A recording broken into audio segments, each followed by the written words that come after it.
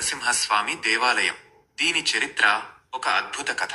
పానకాల లక్ష్మీ నరసింహస్వామి దేవాలయం గుంటూరు జిల్లాలోని మంగళగిరిలోని కొండపై వెలసి ఉన్న ప్రసిద్ధిగాంచిన ఆలయం.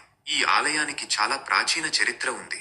పురాణాల ప్రకారం హిరణ్యకశిపు సంహారం తరువాత భయంకర రూపంలో ఉన్న శ్రీ నరసింహస్వామిని శాంతింపజేయడానికి శ్రీ లక్ష్మీదేవి ఇక్కడ తపస్సు చేసింది. ఆమె తపస్సుకు మెచ్చుకున్న స్వామి శాంత స్వరూపుడై ఇక్కడ వెలశాడు. కలియుగంలో పానక నైవేద్యం. కృతయుగం నుండి కలియుగం వరకు స్వామికి వివిధ రకాల నైవేద్యాలు సమర్పించబడుతున్నాయి. ప్రస్తుతం కలియుగంలో బెల్లపు పానకం స్వామికి ప్రీతికరమైన నైవేద్యం. ఆలయ ప్రత్యేకతలు. పానక నైవేద్యం.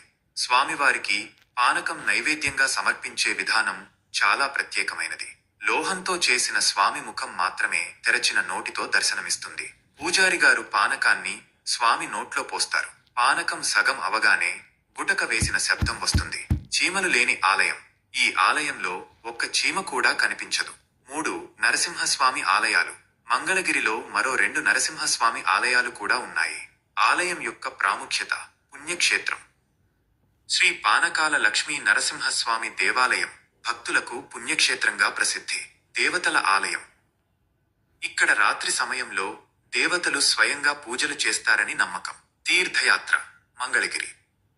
ఈ ఆలయం ఉన్న మంగళగిరి ప్రాంతం ఆధ్యాత్మిక ప్రాముఖ్యత కలిగిన ప్రదేశం.